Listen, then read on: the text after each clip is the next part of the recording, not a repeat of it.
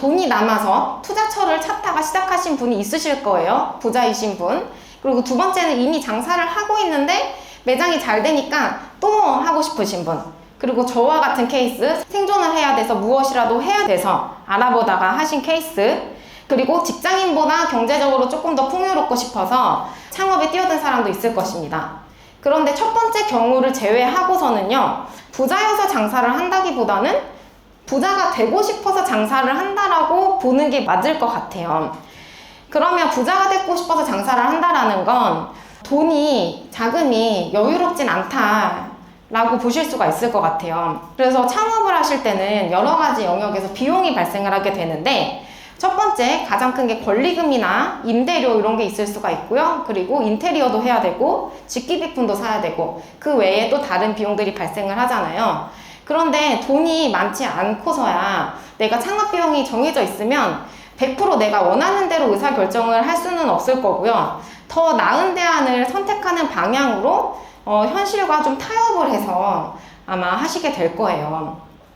그런데 이 중에서도 가장 부담이 되는 비용이라고 한다면 전 이 세 가지가 될 것 같습니다. 권리금과 보증금과 임대료가 될 텐데요. 그 이유라고 말씀을 드리면, 권리금 같은 경우는 한 번에 목돈이 들어가면서 가게를 팔고 나올 때 내가 과연 이 돈을 그대로 다 받을지, 다 손해를 볼 매몰 비용이 돼버릴지 모르는 금액인 거고, 그리고 보증금 같은 경우도 큰 금액이 들어가고, 임대료는 기본적으로 매달 나가는 비용이기 때문에 고정비가 높게 되는 거죠. 그런데 우리가 돈이 많지 않아서 창업을 하게 되는 경우에, 현금이 많지 않은 경우 권리금과 보증금 같은 경우도 대다수는 저희가 대출을 받아서 해결을 하게 됩니다. 그렇다라는 건 이제 은행 이자가 발생을 하게 되겠죠. 그러니까 이 세 가지가 높아지게 되면 높아질수록 고정비는 높아진다고 봐야 될 것 같고요. 고정비가 높다라는 점은 손익분기점이 높아진다라고 볼 수가 있을 것 같고요. 손익분기점이 높다라는 것은 리스크가 그만큼 크다라는 얘기입니다. 그만큼 매출을 높이지 못하면 이 지출이 심하다라는 거죠. 출혈이 심하다라는. 그래서 초기 창업할 때 이 세 가지 비용이 발생을 하는데, 권프로님이 말씀하셨던 내용을 잠깐 다시 요약을 해드리면, 뭘 해도 잘 되는 가게와 뭘 해도 안 되는 가게의 차이가 뭔가라고 봤을 때 첫 번째 요인으로 뭘 해도 잘 되는 가게는 상권과 입지가 좋다. 그리고 뭘 해도 안 되는 가게는 상권과 입지가 안 좋다라고 얘기를 하시거든요. 그리고 그걸 어떻게 해결을 할 것이냐에 대한 이야기가 나오는 건데요.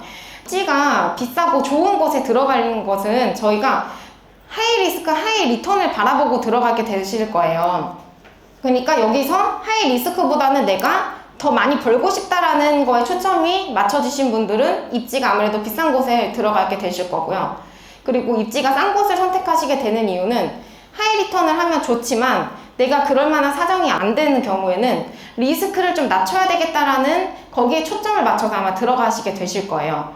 만약에 내가 리스크도 낮출 수 있고 그리고 리턴도 많이 돌아오면 얼마나 좋을까요? 만약 그리고 이게 가능하다면 어떻게 가능할까요? 이 부분에 대해서 한번 생각을 해보자고요.